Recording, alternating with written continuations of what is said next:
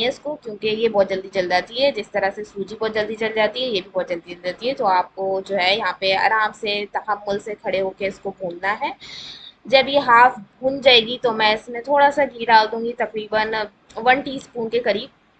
ज़्यादा घी मैं इसलिए नहीं डालूंगी बिकॉज इतना अच्छा नहीं लगता इसके अंदर घी, फिर वो हैवी हो जाती है। तो मुझे हैवी वाली नहीं चाहिए। अगर आप डालना चाहें तो आप डाल सकते हैं, बट मैं रिकमेंड नहीं करूँगी।